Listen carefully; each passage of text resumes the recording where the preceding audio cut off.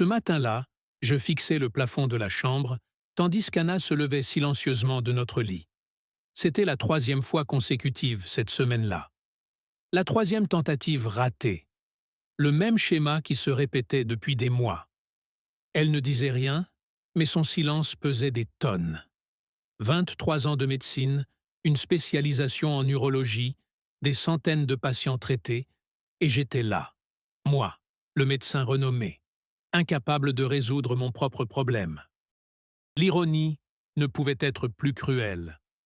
Alors que je prescrivais quotidiennement des solutions à d'autres hommes, ma propre intimité s'effondrait en secret.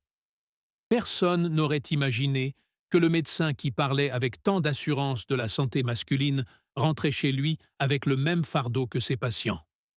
Le plus troublant, c'est une erreur banale le matin, quelque chose que des millions d'hommes font quotidiennement sans s'en rendre compte, qui a déclenché tout ce cauchemar. Une habitude matinale apparemment inoffensive qui me sapait littéralement ma vitalité jour après jour. Quand j'ai enfin compris ce qui se passait, il était trop tard pour faire marche arrière. Quelque chose dans mon organisme avait changé, et ma confiance avait disparu en même temps que ma masculinité. Je devais trouver une solution avant que mon mariage ne devienne une simple formalité, avant qu'Anna ne baisse complètement les bras. La réponse est venue d'un endroit inattendu, et elle a changé non seulement ma vie intime, mais aussi la façon dont je traitais mes patients.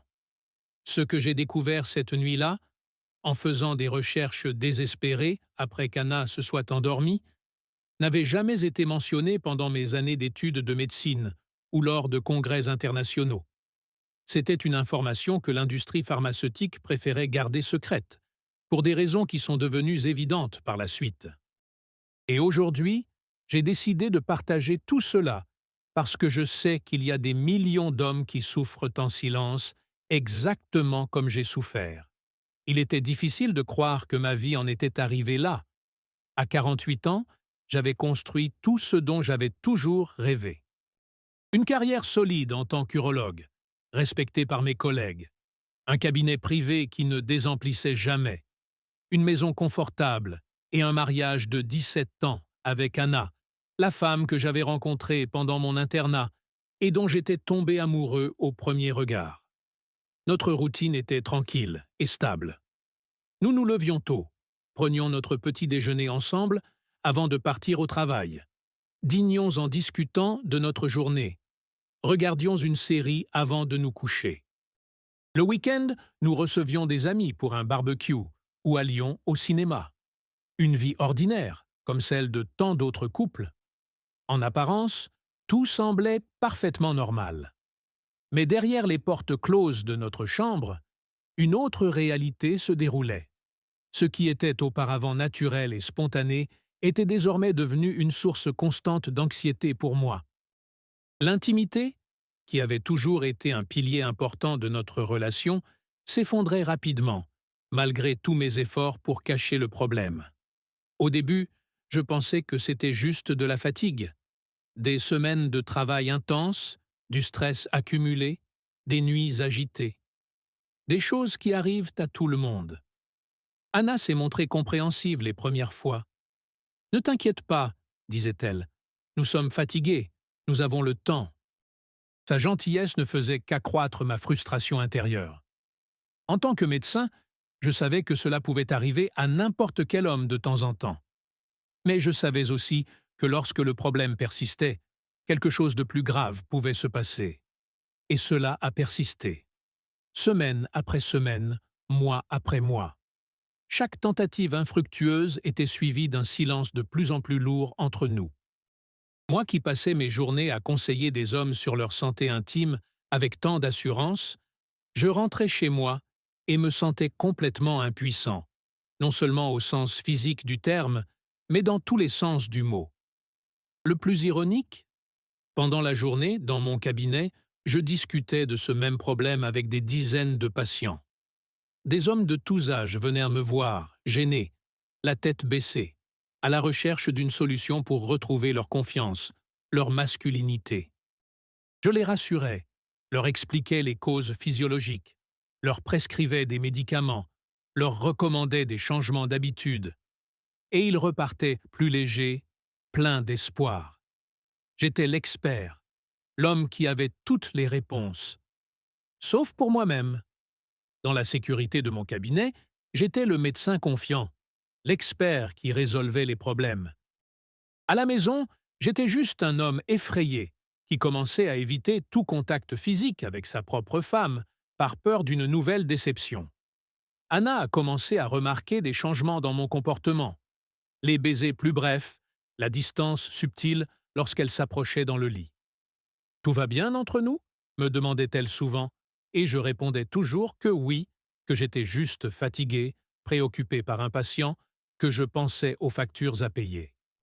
Des excuses creuses auxquelles je ne croyais même pas moi-même. J'ai commencé à rentrer plus tard à la maison, inventant des réunions et des urgences à l'hôpital. Je prenais des douches interminables avant d'aller me coucher, espérant qu'Anna soit déjà endormie quand je me mettrais enfin au lit. J'élaborerais des stratégies pour éviter toute situation pouvant mener à l'intimité. Et je détestais chaque seconde de ce comportement. Mais la peur de l'échec était plus forte que tout. Chaque matin, je me regardais dans le miroir et je ne reconnaissais pas l'homme qui me regardait en retour. Où était passé ce médecin confiant, ce mari amoureux, cet homme qui se sentait épanoui dans tous les aspects de sa vie? À sa place, je ne voyais qu'un imposteur, quelqu'un qui faisait semblant que tout allait bien alors que son monde s'écroulait en silence. Le pire, c'était le conflit intérieur. En tant que médecin, je connaissais les statistiques. Je savais que l'impuissance touche plus de 40% des hommes de plus de 40 ans à un degré ou à un autre. Je connaissais les causes physiologiques et psychologiques, ainsi que les traitements disponibles. Cependant, ces connaissances ne me facilitaient pas pour autant d'admettre que j'étais moi-même confronté à ce problème. C'était comme s'il y avait deux hommes en moi.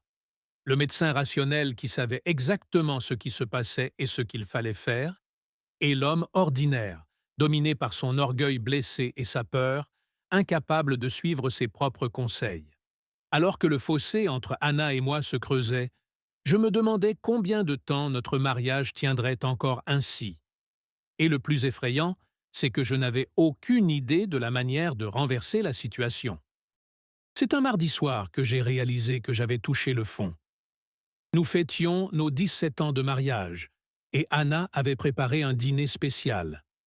Des bougies, du vin, le repas italien que j'aimais tant. Elle était magnifique, vêtue d'une robe que j'avais complimentée quelques mois auparavant. Le cadre idéal pour une soirée de fête et d'intimité. Assise à table, en la regardant, j'ai senti un nœud dans l'estomac. Ce n'était pas seulement du désir que je ressentais, c'était aussi une peur paralysante. La peur de ce qui allait se passer après le dîner, quand nous irions dans la chambre. La peur d'une nouvelle déception, d'un nouvel échec, d'un nouveau regard silencieux d'Anna qui en disait long sans avoir besoin de mots. Pendant le dîner, j'ai essayé de me concentrer sur la conversation, sur nos projets d'avenir, sur les souvenirs que nous avions construits ensemble. Mais mon esprit était ailleurs, calculant des excuses, planifiant des échappatoires, cherchant un moyen d'éviter l'inévitable. Quand nous sommes enfin allés dans la chambre et que le moment est arrivé, ce que je redoutais s'est produit. Rien. Mon corps ne répondait tout simplement pas. Anna a tout essayé, avec toute la patience et l'affection du monde, mais c'était comme si quelque chose était déconnecté en moi. La frustration dans son regard a été suivie par quelque chose de bien pire, la résignation. Comme si elle s'y attendait déjà, comme si elle avait déjà accepté que c'était notre nouvelle réalité. On devrait peut-être en parler, a-t-elle suggéré gentiment, allongée à côté de moi sur le lit. Il n'y a rien à discuter, ai-je répondu sèchement. C'est juste la fatigue, une semaine difficile. Toutes les semaines sont difficiles depuis des mois, Paolo, a-t-elle dit, et il y avait une telle tristesse dans sa voix que j'ai senti quelque chose se briser dans ma poitrine. Je veux juste comprendre ce qui se passe. Je veux t'aider. Et comment lui expliquer? Comment lui dire que l'homme qu'elle avait épousé, le médecin spécialiste de la santé masculine, était incapable de résoudre son propre problème? Comment admettre que j'étais un échec non seulement en tant qu'homme, mais aussi en tant que professionnel? Il ne se passe rien, ai-je insisté en me tournant de l'autre côté du lit. Dormons. Le silence qui suivit fut assourdissant. Faisant semblant de dormir, je l'entendis se lever silencieusement et quitter la chambre. À travers la fente de la porte, je vis la lumière du salon s'allumer. Elle passerait une nuit de plus sur le canapé, probablement en pleurant en silence, se demandant ce qui n'allait pas chez elle, chez nous deux. Le lendemain matin, Anna est partie tôt, laissant seulement un mot disant qu'elle allait passer quelques jours chez sa sœur. Pour réfléchir, avait-elle écrit. Ces mots m'ont frappé comme un coup de poing dans l'estomac.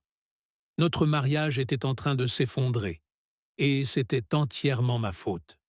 Ce jour-là, au cabinet, j'ai reçu mes patients comme un automate. Des hommes de tous âges, avec le même problème que moi, cherchant des solutions que je leur prescrivais mécaniquement, sachant que je ne suivais pas mes propres conseils. L'un d'eux, un homme d'une soixantaine d'années, m'a regardé dans les yeux après avoir reçu son ordonnance et m'a dit quelque chose qui m'a profondément bouleversé. « Docteur, vous avez l'air fatigué. Vous prenez bien soin de vous ?» Cette question innocente m'a presque fait craquer. Comment cet homme, qui était venu me demander de l'aide, avait-il pu voir derrière mon apparence professionnelle ce que j'essayais de cacher à tout le monde?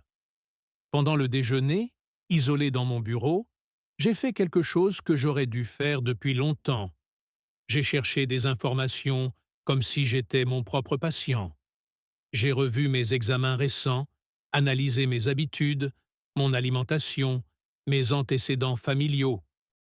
En tant que médecin, je savais que la dysfonction érectile était rarement un problème isolé. Elle était souvent le symptôme d'un problème plus profond dans l'organisme. Mes analyses sanguines indiquaient un taux de testostérone inférieur à la normale pour mon âge. Pas critique, mais suffisant pour causer des problèmes. Pourquoi ne l'avais-je pas remarqué avant? La réponse était simple et douloureuse. Parce que j'évitais d'affronter la réalité. Parce qu'admettre le problème revenait à admettre ma propre vulnérabilité. Quelque chose que j'avais du mal à faire en tant que médecin, en tant qu'homme, en tant que mari. Ce soir-là, seul à la maison, l'absence d'Anna pesait comme du plomb.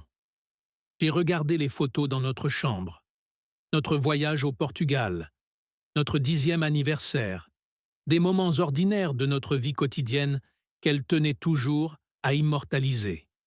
Sur toutes ces photos, je voyais un homme heureux, confiant, amoureux. Un homme qui semblait avoir disparu. Allongé dans le lit qui me semblait désormais trop grand, j'ai pris mon téléphone et j'ai fait quelque chose que je n'aurais jamais pensé faire. J'ai fait des recherches sur la dysfonction érectile, non pas en tant que médecin à la recherche d'informations pour ses patients, mais en tant qu'homme désespéré à la recherche de réponses pour lui-même. J'ai parcouru des forums, lu des témoignages, recherché des études récentes qui avaient peut-être échappé à mon attention professionnelle. C'est au cours de cette recherche désespérée que j'ai commencé à remarquer une tendance. Quelque chose que je négligeais moi-même souvent lorsque je traitais mes patients. Quelque chose d'aussi simple, d'aussi basique, que cela semblait impossible d'être à l'origine du problème. Et pourtant, plus je lisais, plus tout prenait sens.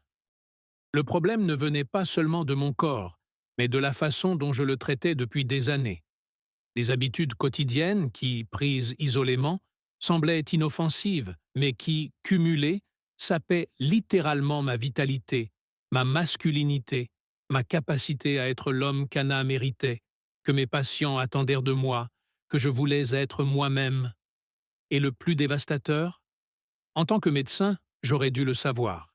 J'aurais dû percevoir les signes avant que nous en arrivions là. Avant qu'Anna ait besoin de quitter la maison pour réfléchir. Avant que notre intimité ne se transforme en un champ de mine d'anxiété et de frustration. Ce soir-là, Pour la première fois depuis des mois, je me suis laissé aller à pleurer. Pas seulement pour mon mariage en péril, mais pour la vie que j'avais construite et qui semblait maintenant s'écouler entre mes doigts comme du sable. Pour la confiance perdue, pour ma masculinité ébranlée, pour la honte silencieuse que je portais en moi. Mais au milieu de mes larmes, quelque chose a changé en moi. Une détermination est née. Si j'avais pu aider des centaines de patients à surmonter ce même problème, pourquoi ne pourrais-je pas m'aider moi-même? S'il existait une solution, je la trouverais. Pour mon mariage, pour ma santé mentale, pour le médecin que j'étais fier d'être. Cette nuit-là, j'ai pris une décision. Peu importe la difficulté, j'allais affronter mon problème de front. Plus d'excuses, plus de déni. Il était temps d'appliquer à moi-même les connaissances que j'avais passé des années à partager avec les autres. Je ne savais pas encore que le chemin qui allait commencer à partir de cette décision me mènerait non seulement à retrouver ma propre vitalité, mais aussi à découvrir une approche qui changerait complètement la façon dont je traiterais mes patients à l'avenir. Dans les semaines qui ont suivi, j'ai entamé un voyage de découverte de moi-même que je n'aurais jamais imaginé devoir entreprendre. Anna est revenue à la maison après 5 jours, mais il y avait entre nous une distance que les mots ne pouvaient combler. Je lui ai promis que je cherchais de l'aide, que les choses allaient s'améliorer. Elle a souri, mais j'ai vu dans ses yeux qu'elle avait déjà entendu trop de promesses. J'ai commencé comme je l'aurais fait avec n'importe quel patient. Examen complet, évaluation hormonale détaillée, vérification des facteurs de risque. Les résultats ont confirmé mes soupçons initiaux.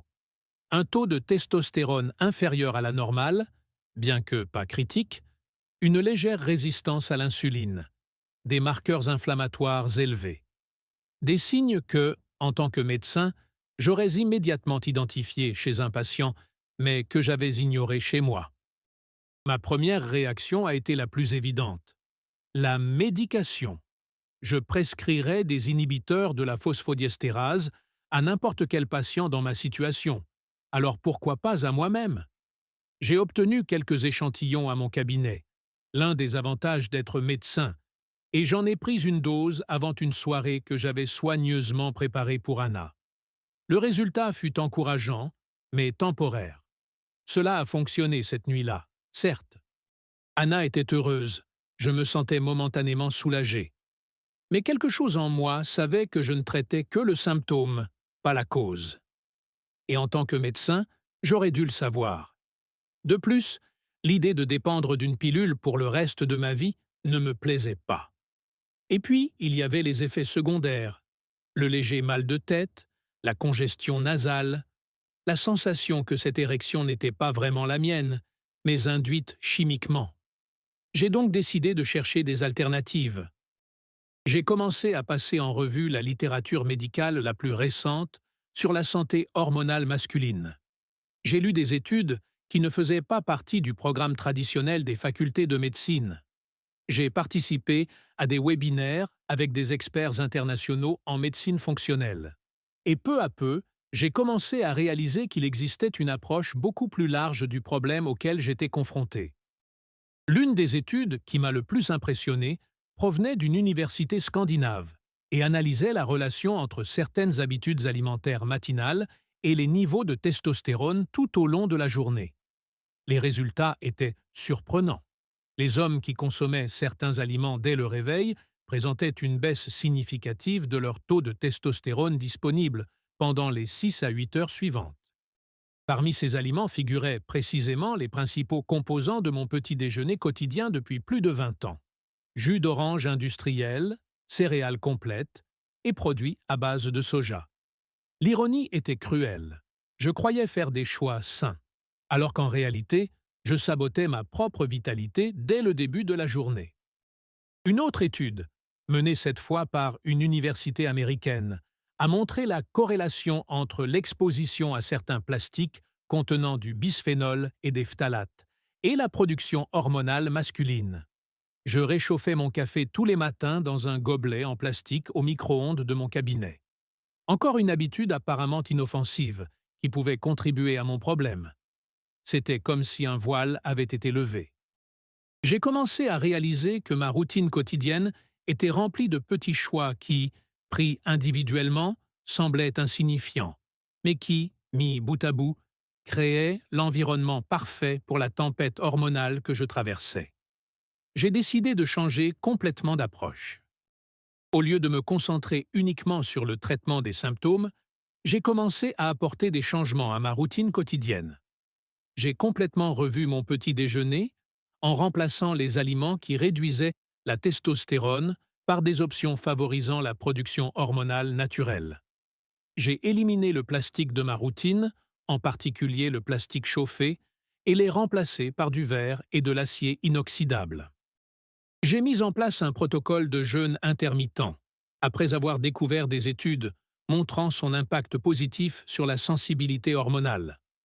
J'ai commencé à pratiquer des exercices de résistance 3 fois par semaine, en me concentrant sur les grands groupes musculaires, sachant qu'ils stimulaient la production naturelle de testostérone. J'ai considérablement amélioré la qualité de mon sommeil en établissant un horaire strict et en éliminant les appareils électroniques de ma chambre. J'ai considérablement réduit mon exposition aux xénoestrogènes environnementaux, des produits chimiques qui imitent l'œstrogène dans le corps masculin. Au cours des premières semaines, je n'ai pas remarqué de grands changements. L'anxiété liée à la performance était toujours là, comme un fantôme qui refusait de partir. Anna restait patiente, mais je pouvais sentir son espoir diminuer à chaque nouvelle tentative infructueuse. Dans mon cabinet, j'ai commencé à mettre en œuvre certaines de ces découvertes dans le traitement de mes patients, en particulier les plus jeunes, qui, comme je l'ai découvert par la suite, répondaient encore mieux à ces approches naturelles. Les résultats étaient prometteurs, mais incohérents. Il manquait quelque chose. C'est alors que je suis tombé sur une étude menée par un petit laboratoire indépendant sur la synergie entre certains composés naturels dans la régulation hormonale masculine. L'étude était petite, mais méthodologiquement solide, et les résultats étaient impressionnants. Une combinaison spécifique d'adaptogènes, de minéraux et d'extraits de plantes donnait des résultats comparables à ceux des traitements pharmacologiques traditionnels, sans les effets secondaires. Sceptique de nature, j'ai décidé d'approfondir mes recherches. J'ai contacté l'auteur principal de l'étude, un biochimiste ayant 20 ans d'expérience en médecine nutritionnelle. Notre conversation de 2 heures m'a ouvert les yeux sur un monde de possibilités que la médecine traditionnelle explorait rarement. Selon lui, le grand problème des approches conventionnelles était de traiter les symptômes isolément, sans tenir compte de l'équilibre du système dans son ensemble. Il a comparé le corps masculin à un orchestre où chaque instrument doit être accordé et en harmonie avec les autres. La testostérone n'était qu'un des musiciens, certes importants, mais pas le seul responsable de la mélodie complète. Convaincu d'être sur la bonne voie, j'ai commencé à élaborer mon propre protocole, en combinant les changements de mode de vie que j'avais déjà mis en place avec une supplémentation stratégique basée sur les recherches les plus prometteuses que j'avais trouvées. Après 2 semaines à suivre rigoureusement ce nouveau protocole, j'ai commencé à remarquer de petits changements. Plus d'énergie pendant la journée, une meilleure concentration, une humeur plus stable. Mais le véritable test serait dans l'intimité avec Anna. Notre première tentative après cette période était encore marquée par l'anxiété. La peur de l'échec était un adversaire puissant, capable de saboter tout progrès physiologique. Une fois de plus, ce fut une déception. Anna a essayé de le cacher, mais j'ai vu la tristesse dans ses yeux. « Tout va bien », m'a-t-elle dit. « Ça prend du temps. » Mais combien de temps notre mariage tiendrait-il encore? Frustré, mais pas vaincu, j'ai intensifié mes recherches.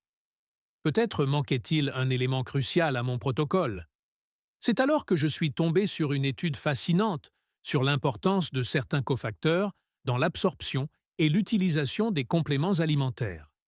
Selon cette étude, même la formulation la plus puissante serait inefficace si le corps ne parvenait pas à absorber correctement ses composants. J'ai ajouté ces cofacteurs à mon protocole, et après une semaine supplémentaire, quelque chose d'extraordinaire s'est produit. Je me suis réveillé au milieu de la nuit avec une érection spontanée, ce qui ne m'était pas arrivé depuis des mois. C'était un signe minime, mais significatif, que mon corps réagissait. Cependant, l'anxiété liée à la performance persistait. Au cours des semaines suivantes, nous avons connu des moments de succès suivis de déception. C'était comme si mon corps réapprenait à fonctionner, un processus de 2 pas en avant et un pas en arrière. Anna restait à mes côtés, patiente et aimante, mais je sentais que son optimisme s'épuisait. C'est à ce moment-là que j'ai compris une vérité fondamentale. Le problème n'était plus seulement physique, mais aussi psychologique. Des mois d'échecs avaient créé un cercle vicieux d'anxiété qu'aucun complément alimentaire ou changement de régime ne pouvait briser à lui seul. Ravalant ma fierté, j'ai fait quelque chose que je recommandais souvent à mes patients, mais que je n'avais jamais envisagé pour moi-même. J'ai cherché une aide psychologique. Trouver un thérapeute dans une autre ville où personne ne me connaissait professionnellement a été un défi, mais nécessaire pour que je me sente à l'aise pour m'ouvrir complètement. Au cours des séances de thérapie, j'ai exploré non seulement l'anxiété liée à la dysfonction érectile, mais aussi des questions plus profondes sur la masculinité, la réussite, la vulnérabilité et le poids d'être l'expert qui ne parvenait pas à résoudre son propre problème. Pendant ce temps, j'ai continué à affiner mon protocole, à ajuster les dosages, à tester de nouvelles combinaisons. Chaque petit succès dans l'intimité avec Anna était célébré, chaque recul analysé pour comprendre ce qui avait pu le provoquer. Ce fut un parcours semé d'embûches, fait d'espoir et de frustration. Il y a eu des moments où j'ai failli abandonner, des moments où la voix de mon ego médical m'incitait à recourir simplement aux solutions pharmacologiques traditionnelles et à tourner cette page douloureuse. Mais quelque chose en moi insistait qu'il existait une solution meilleure, plus complète, plus naturelle. Et après près de 4 mois d'essais, d'ajustement et d'apprentissage, j'ai enfin trouvé l'équilibre parfait entre changement de mode de vie, supplémentation stratégique et travail psychologique. Le tournant décisif est survenu lorsque j'ai enfin trouvé un complément contenant exactement la combinaison d'ingrédients que mes recherches indiquaient comme idéal. Il s'appelait Alpha Vita. Je me souviens parfaitement du jour où j'ai découvert Alpha Vita. Je participais à un congrès international de médecine intégrative dans notre ville, ce que je ne faisais pas habituellement, car ma formation a toujours été strictement traditionnelle. Mais mon parcours personnel m'avait rendu plus ouvert aux approches complémentaires. Pendant une pause entre 2 conférences, j'ai discuté avec un collègue urologue allemand. J'ai parlé de manière générale d'un patient qui ne répondait pas bien aux traitements conventionnels contre les troubles de l'érection. Il a souri d'une manière qui m'a fait penser qu'il avait compris que ce patient était moi-même. J'ai obtenu des résultats extraordinaires avec une formulation spécifique, m'a-t-il dit en me montrant sur sa tablette les résultats d'une étude clinique récente. La différence réside dans la synergie entre les composants et les cofacteurs d'absorption. L'étude avait été menée auprès de 200 hommes âgés de 40 à 65 ans, répartis en 4 groupes. Le premier groupe n'a reçu que des modifications alimentaires. Le deuxième groupe a utilisé uniquement le complément. Le troisième a combiné régime alimentaire et supplémentation. Le quatrième était le groupe témoin. Au bout de 12 semaines, les résultats étaient impressionnants. Le groupe qui avait combiné la supplémentation et les changements alimentaires présentait une augmentation moyenne de 73% des niveaux de testostérone biodisponibles, une réduction significative des marqueurs inflammatoires et, plus importante encore, 92% des participants ont signalé une amélioration substantielle de leur fonction érectile et de leur satisfaction sexuelle. Le nom commercial est Alpha Vita. a-t-il dit. Il n'est pas encore très connu, mais les résultats parlent d'eux-mêmes. Le soir même, j'ai recherché tout ce que je pouvais sur cette formule. La composition était fascinante. Une combinaison précise de maca péruvienne, d'acide alpha-lipoïque, d'extraits de palmiers nains, de graines de fenugrec, de forscoline, de chardon-marie, de tribulus terrestris et d'extraits de poivre noir. Chaque composant avait un rôle spécifique et, ensemble, ils créaient un effet synergique qui dépassait de loin la somme de leurs parties. La maca péruvienne, par exemple, outre son effet connu sur la libido, agissait également comme adaptogène, aidant l'organisme à mieux répondre au stress, un facteur crucial dans la dysfonction érectile. L'acide alpha-lipoïque améliorait la sensibilité à l'insuline, optimisant ainsi le métabolisme énergétique cellulaire. L'extrait de palmier nain équilibrait la conversion de la testostérone en DHT, protégeant ainsi la prostate.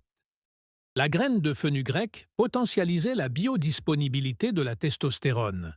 La forscoline activait l'enzyme adénylate cyclase, augmentant les niveaux d'AMPC intracellulaire, essentiel à la fonction érectile.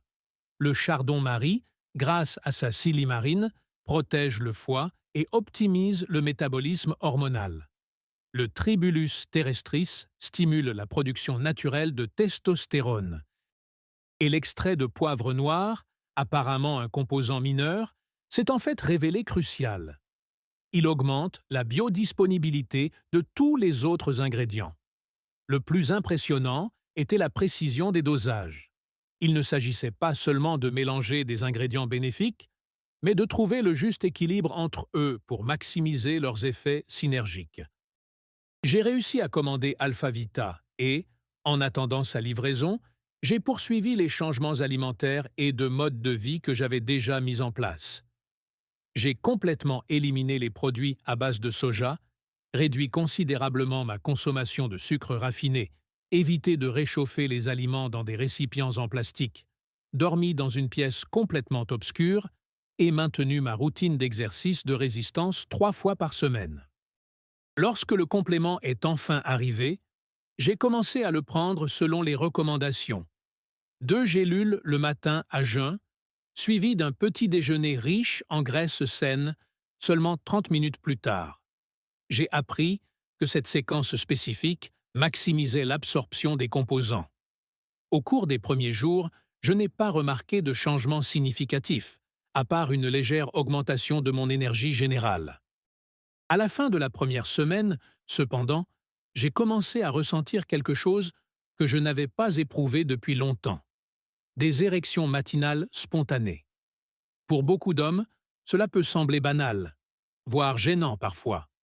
Pour moi, c'était un signe fort que quelque chose était en train de changer positivement. À la fin de la 2e semaine, j'ai ressenti un changement notable dans mon humeur et mon état d'esprit. Le brouillard mental qui m'accompagnait souvent s'était dissipé. Mes séances d'entraînement à la salle de sport sont devenues plus productives, avec plus de force et d'endurance.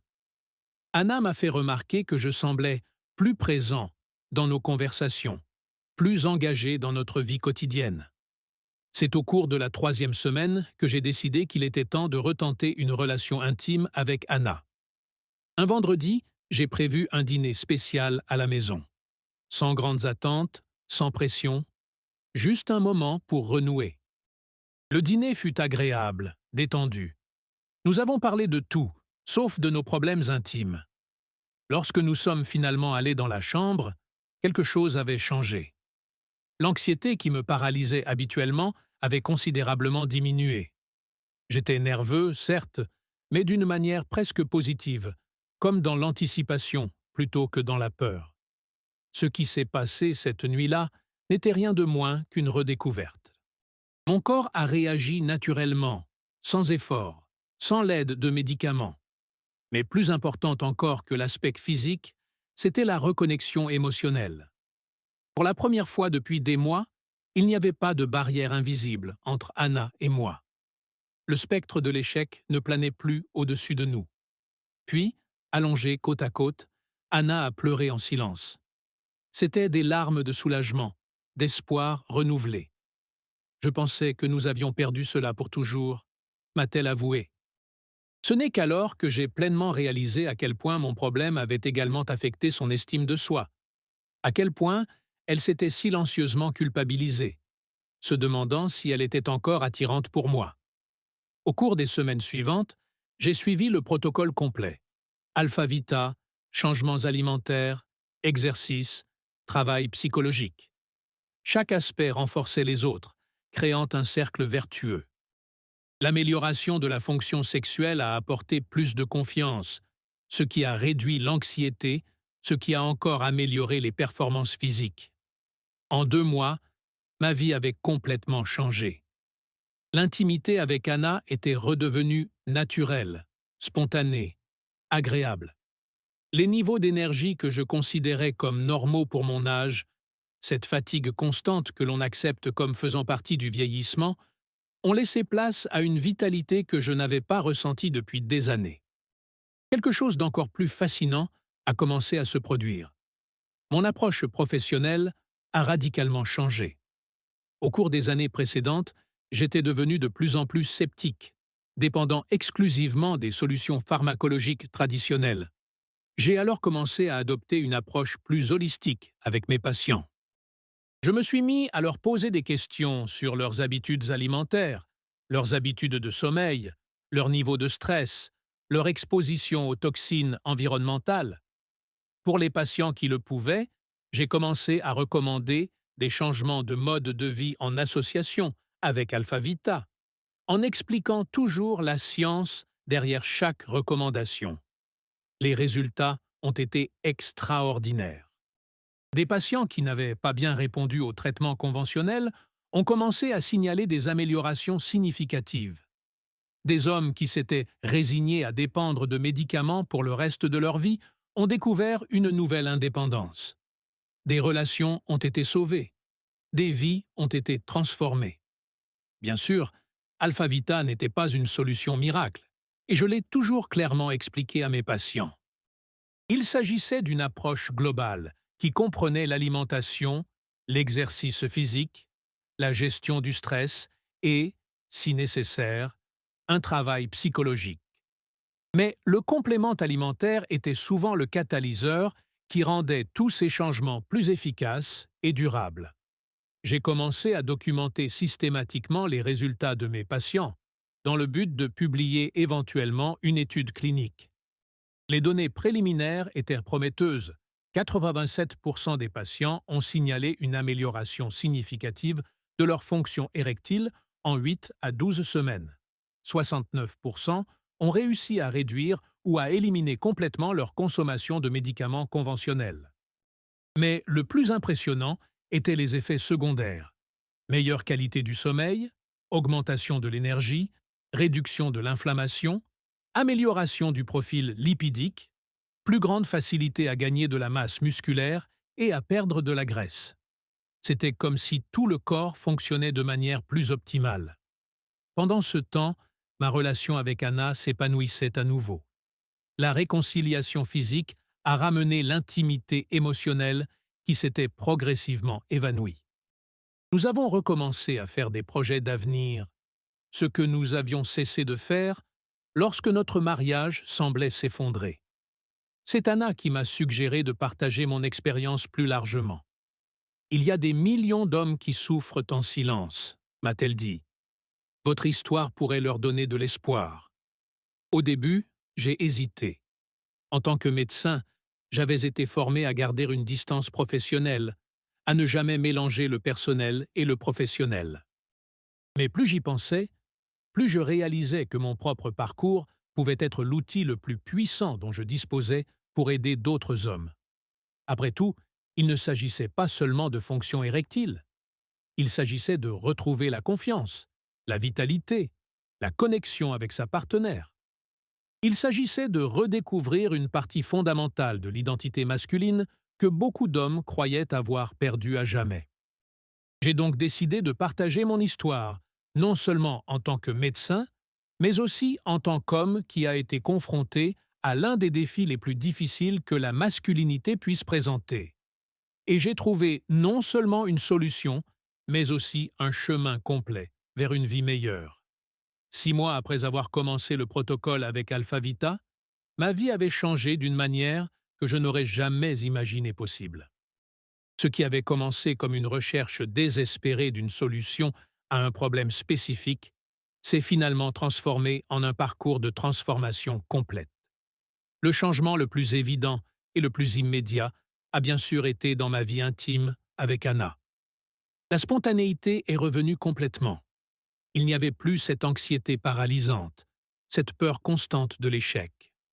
Nos moments d'intimité sont redevenus ce qu'ils devaient être. Une connexion, du plaisir, l'expression de notre amour, plutôt qu'un test de performance ou une source de frustration. Anna m'a fait remarquer un soir, alors que nous étions allongés ensemble, « Ce n'est pas seulement l'aspect physique qui a changé, c'est toi. Tu es à nouveau présent. Quand tu me regardes, tu me vois vraiment. » Elle avait raison. La dysfonction érectile avait affecté bien plus que nos moments intimes. Elle avait créé une barrière invisible entre nous dans tous les aspects de notre vie. J'étais constamment préoccupé, distrait, évitant toute proximité émotionnelle, parce que je craignais que cela ne mène à une proximité physique à laquelle je ne pourrais pas répondre. Une fois cette barrière levée, notre relation s'est épanouie de manière inattendue. Nous avons recommencé à faire ensemble des choses que nous avions abandonnées depuis des années. Des promenades le dimanche matin, des cours de danse, des week-ends en week-end. J'ai redécouvert le plaisir de simplement lui tenir la main pendant que nous marchions, de l'embrasser sans craindre où cela pourrait mener. Au travail, la transformation a été tout aussi profonde. Mon approche avec les patients a complètement changé. Avant, j'étais efficace, compétent, mais aussi mécanique. Problème, diagnostic, traitement. Une chaîne de production médicale. Maintenant, j'ai commencé à voir chaque patient de manière holistique. Un homme qui vient au cabinet pour une dysfonction érectile n'est pas seulement un organe qui ne fonctionne pas correctement. C'est une personne à part entière, avec ses habitudes, son stress, ses relations, ses peurs, ses espoirs. J'ai commencé à consacrer plus de temps à chaque consultation, à poser des questions que je n'aurais jamais posées auparavant. Comment dormez-vous? Que mangez-vous le matin? Comment se passe votre relation? Quelles sont vos principales sources de stress? Êtes-vous exposé à des produits chimiques au travail ou à la maison? Certains collègues ont remis en question cette nouvelle approche. Vous agissez davantage comme un psychologue que comme un urologue, m'a fait remarquer l'un d'eux. Mais les résultats parlaient d'eux-mêmes. Mes patients ont commencé à présenter des taux d'amélioration nettement supérieurs à la moyenne de la clinique. Des patients qui avaient consulté plusieurs spécialistes sans succès ont commencé à m'être spécifiquement adressés. AlphaVita est resté un élément central de mon protocole, mais toujours dans le cadre d'une approche plus large. Pour certains patients, je recommandais uniquement des changements alimentaires et de mode de vie. Pour d'autres, le complément était le principal élément. Chaque cas était unique, et j'avais appris à mes dépens que les solutions standardisées fonctionnent rarement pour des problèmes aussi complexes. J'ai commencé à documenter systématiquement les résultats, à collecter des données et à préparer ce qui allait devenir une étude clinique formelle. Les chiffres étaient impressionnants. 87% des patients ayant suivi le protocole complet pendant 12 semaines ont signalé une amélioration significative de leur fonction érectile. 73% ont signalé une augmentation de leur niveau d'énergie générale. 69% ont réussi à réduire ou à éliminer complètement leur consommation de médicaments conventionnels. 65% ont signalé une amélioration de la qualité de leur sommeil. 58% ont constaté qu'ils perdaient plus facilement du poids et gagnaient en masse musculaire, même sans changement significatif dans leur routine d'exercice. Mais les chiffres ne racontaient pas toute l'histoire. Ce sont les transformations personnelles qui m'ont vraiment ému. L'homme de 55 ans qui est revenu dans mon bureau les larmes aux yeux disant que son mariage de 30 ans avait été sauvé. Le jeune homme de 32 ans qui a enfin pris confiance en lui pour commencer une relation après avoir évité toute intimité pendant des années. L'athlète de 45 ans qui a retrouvé ses performances d'il y a plusieurs décennies. Ma propre transformation a continué à évoluer. Les bienfaits ont largement dépassé le domaine sexuel. Mon niveau d'énergie s'est stabilisé à un niveau que je n'avais pas connu depuis l'âge de 30 ans. Ma composition corporelle s'est considérablement améliorée, avec une augmentation de la masse musculaire et une réduction de la graisse abdominale, tout en conservant la même routine d'exercice. Mon sommeil est devenu plus profond et plus réparateur. Ma clarté mentale et ma concentration se sont considérablement améliorées. Anna commentait souvent ces changements. C'est comme si j'avais retrouvé l'homme que j'ai épousé, mais en mieux, disait-elle, mi-sérieuse, mi-amusée. Peu à peu, j'ai commencé à partager mon expérience personnelle avec des collègues en qui j'avais confiance. Au début, ils étaient sceptiques, comme on pouvait s'y attendre dans notre domaine. La médecine traditionnelle se méfie souvent des approches qui s'écartent des normes établies. Mais à mesure que les résultats de mes patients devenaient impossibles à ignorer, la curiosité a remplacé le scepticisme. Un collègue, qui était au départ le plus sceptique, est finalement devenu mon plus grand allié après avoir lui-même essayé le protocole et obtenu des résultats surprenants. Je n'aurais jamais pensé dire cela, a-t-il avoué, mais je suis en train de repenser complètement mon approche du traitement de la dysfonction érectile. 6 mois se sont transformés en 1 an. Le protocole a continué à évoluer, affiné par l'expérience acquise auprès de centaines de patients. Certaines doses ont été ajustées, certains composants complémentaires ont été ajoutés pour des cas spécifiques. Mais le cœur est resté le même. Alpha Vita comme base, soutenu par des changements alimentaires stratégiques, des exercices adaptés, la gestion du stress et, si nécessaire, un soutien psychologique. Lors d'une conférence nationale d'urologie, j'ai été invité à présenter mes résultats préliminaires. La salle était bondée, des collègues curieux, sceptiques, intéressés. J'ai partagé les données, la méthodologie, les cas de réussite. Mais c'est lorsque j'ai partagé ma propre expérience, sans toutefois l'identifier explicitement comme telle, que j'ai vu un véritable changement dans l'auditoire. Un patient, ai-je dit, sachant que beaucoup comprendraient la vérité, un médecin d'âge mûr qui avait essayé toutes les approches conventionnelles sans succès durable, a trouvé non seulement une solution à son problème, mais aussi une transformation complète de sa qualité de vie. J'ai vu des signes de reconnaissance dans l'auditoire. Combien de mes collègues étaient confrontés en silence aux mêmes défis? Combien prescrivaient des solutions auxquelles ils ne croyaient pas complètement? Ou qu'ils avaient eux-mêmes essayé avec des résultats insatisfaisants? Après la présentation, la file de collègues désireux d'obtenir plus d'informations s'est allongée dans le couloir. Beaucoup voulaient aider leurs patients, certains cherchaient clairement de l'aide pour eux-mêmes.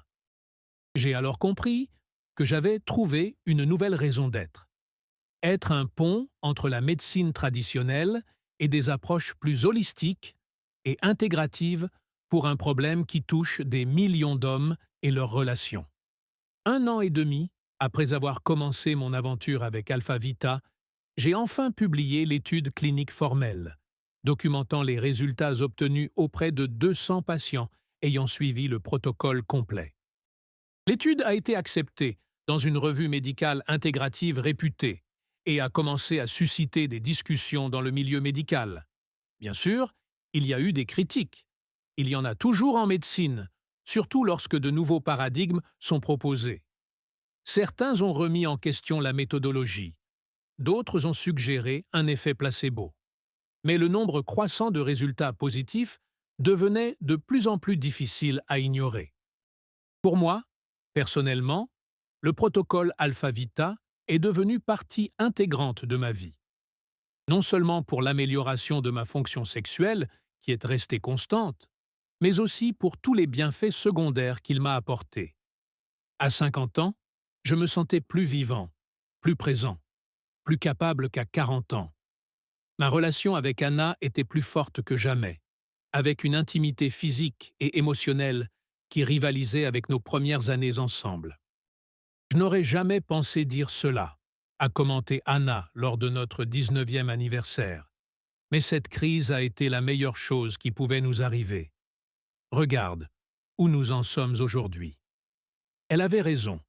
Ce qui avait commencé comme un problème dévastateur s'était transformé en catalyseur de changements positifs, non seulement dans notre vie personnelle, mais potentiellement dans la vie de milliers d'autres hommes et de leurs relations. Le voyage continuait, bien sûr. La science évolue, de nouvelles études apparaissent, les protocoles sont affinés. Mais une chose était devenue claire pour moi. La vraie médecine ne traite pas seulement des symptômes ou des organes isolés. Elle traite des personnes dans leur globalité, des vies dans leur intégralité.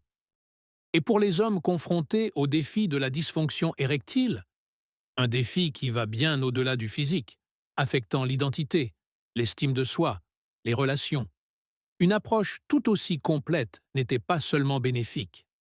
Elle était nécessaire. Alpha Vita avait été le catalyseur de ma transformation personnelle. Aujourd'hui, il était en train de devenir le catalyseur d'une transformation plus large, celle de la manière dont les médecins et les patients abordent l'un des problèmes de santé masculine les plus courants et les moins discutés. Aujourd'hui, 3 ans après avoir commencé mon parcours avec Alpha Vita, je regarde en arrière et je reconnais à peine l'homme que j'étais. Ce médecin frustré, peu sûr de lui, distant de sa femme, cachant sa propre souffrance tout en essayant d'aider d'autres hommes, il semble être une personne complètement différente. Je partage mon histoire aujourd'hui parce que je sais qu'il y a des millions d'hommes qui font face en silence aux mêmes défis que j'ai affrontés. Des hommes qui se réveillent chaque matin avec le poids de la honte, de l'échec perçu, de la peur que leur vie intime soit finie pour toujours. Des hommes qui voient leurs relations s'effondrer lentement sans savoir comment inverser le processus. Si vous êtes l'un de ces hommes, je veux que vous sachiez avant tout que vous n'êtes pas seul. La dysfonction érectile touche plus de 45% des hommes brésiliens à un degré ou à un autre. Cela signifie que, statistiquement, dans tout groupe de 10 hommes de plus de 40 ans, au moins 4 sont confrontés au même problème que vous. Plus importante encore, je veux que vous sachiez qu'il y a de l'espoir. Un véritable espoir. Je ne parle pas de solutions temporaires qui ne traitent que les symptômes, laissant la cause sous-jacente intacte. Je parle d'une transformation complète, qui s'attaque à la racine du problème et restaure non seulement la fonction physique, mais aussi la confiance, la vitalité et la connexion avec votre partenaire. Au cours de mon parcours, j'ai découvert quelques principes fondamentaux qui font toute la différence. Tout d'abord, comprenez que votre corps est un système interconnecté. La dysfonction érectile est rarement un problème isolé. Elle est souvent le symptôme d'un déséquilibre hormonal, d'une inflammation chronique, d'une résistance à l'insuline, d'un stress oxydatif ou d'autres problèmes systémiques. Traiter uniquement le symptôme, en ignorant la cause sous-jacente, revient à mettre un pansement sur une plaie infectée sans traiter l'infection. Deuxièmement, reconnaissez que certaines habitudes quotidiennes sabotent silencieusement votre vitalité. Ce jus d'orange industriel le matin, le café réchauffé dans un gobelet en plastique, l'exposition constante à la lumière artificielle le soir, l'utilisation excessive d'appareils électroniques avant de se coucher, tous ces facteurs apparemment inoffensifs s'additionnent pour créer un environnement propice au déclin hormonal. Troisièmement, comprenez que la santé hormonale masculine nécessite un soutien nutritionnel stratégique. Le monde moderne nous expose à un bombardement constant de xénoestrogènes, des composés qui imitent l'œstrogène dans l'organisme, tout en nous privant souvent des nutriments nécessaires à une production adéquate de testostérone. Ce déséquilibre doit être activement combattu.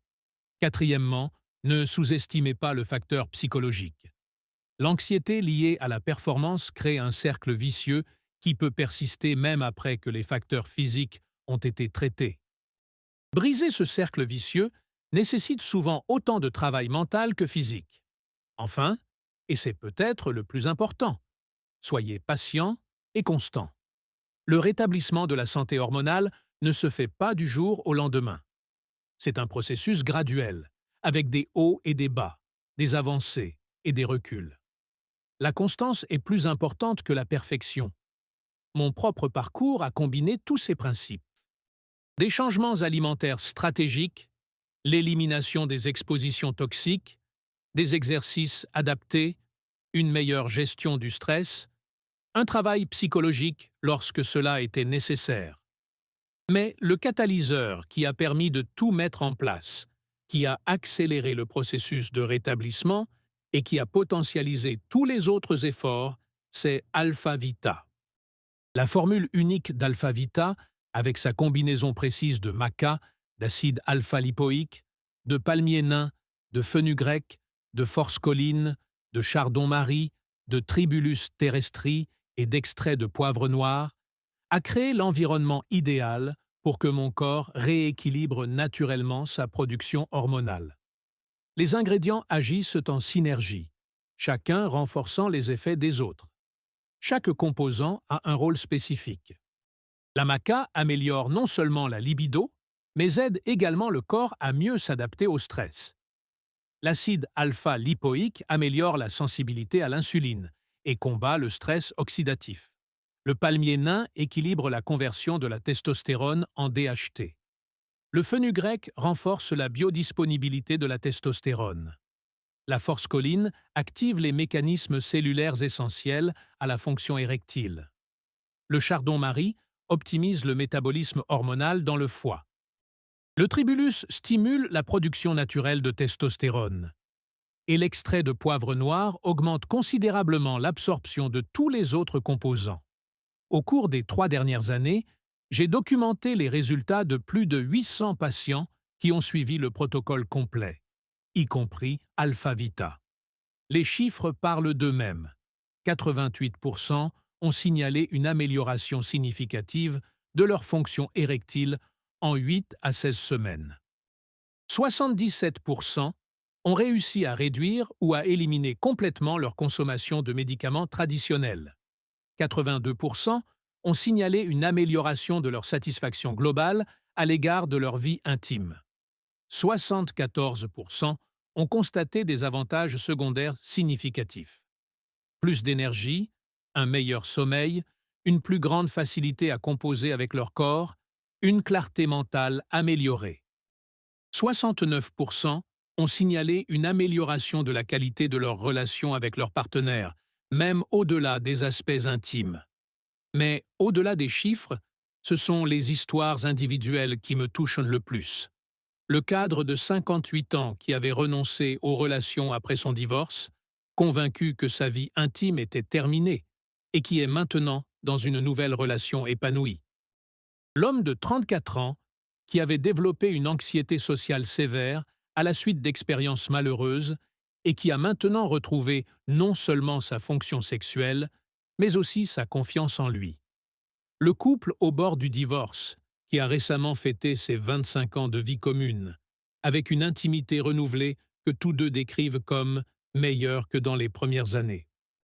Ce sont ces histoires qui me motivent à partager ce que j'ai appris, à aider d'autres hommes à trouver le même chemin vers la guérison que j'ai trouvé. Si vous êtes confronté à des défis similaires, sachez que vous n'avez pas à souffrir en silence. Vous n'avez pas à accepter que cela fait partie du vieillissement. Vous n'avez pas à recourir à des solutions temporaires pour le reste de votre vie. Il existe une meilleure voie. Commencez par de petits changements. Éliminez les aliments qui sabotent votre testostérone dès le matin. Réduisez votre exposition au plastique, en particulier ceux qui entrent en contact avec des aliments chauds. Établissez un rythme de sommeil régulier. Intégrez des exercices de résistance à votre routine, même si ce n'est que 2 fois par semaine. Pratiquez des techniques de gestion du stress. Et pensez à apporter à votre corps le soutien nutritionnel stratégique dont il a besoin. AlphaVita a été spécialement conçu pour créer un environnement hormonal idéal, en agissant simultanément sur plusieurs aspects de la santé masculine. Après 3 ans de résultats constants, d'abord sur moi-même, puis sur des centaines de patients, je peux affirmer avec certitude que ce protocole fonctionne. Il ne s'agit pas d'une solution miracle, mais d'un système éprouvé qui s'attaque aux causes profondes de la dysfonction érectile, restaurant non seulement la fonction physique, mais aussi la vitalité globale. Aujourd'hui, à 51 ans, je me sens plus vivant, plus confiant, plus présent qu'à 40 ans. Ma relation avec Anna est plus forte que jamais. Notre intimité, tant physique qu'émotionnelle, est plus profonde et plus satisfaisante qu'à tout autre moment de notre mariage. Et sur le plan professionnel, j'ai trouvé un nouveau but: aider d'autres hommes à trouver le même chemin vers la guérison, à retrouver non seulement leur fonction sexuelle, mais aussi leur confiance, leur vitalité, leurs relations. C'est désormais ma mission: partager ce que j'ai appris, démystifier un sujet qui touche des millions de personnes, mais qui est rarement abordé ouvertement, offrir de l'espoir là où il n'y avait auparavant que résignation. Si mon histoire vous a touché, si vous vous êtes reconnu dans les difficultés que j'ai décrites, sachez que vous n'êtes pas seul. Et surtout, sachez qu'il existe une voie à suivre. Une voie qui ne traite pas seulement les symptômes, mais qui transforme la vie dans son ensemble. Vous n'avez pas à accepter la dysfonction érectile comme votre nouvelle norme. Vous pouvez retrouver ce que vous avez perdu et peut-être découvrir une vitalité que vous n'auriez jamais imaginé possible. Le voyage commence par un simple pas: la décision de ne plus accepter le statu quo, de ne plus se contenter de solutions temporaires, de rechercher non seulement un soulagement des symptômes, mais une transformation complète. C'est la décision qui a changé ma vie. Et elle pourrait changer la vôtre aussi. Si vous voulez savoir ce que j'ai utilisé, le lien se trouve dans le commentaire épinglé.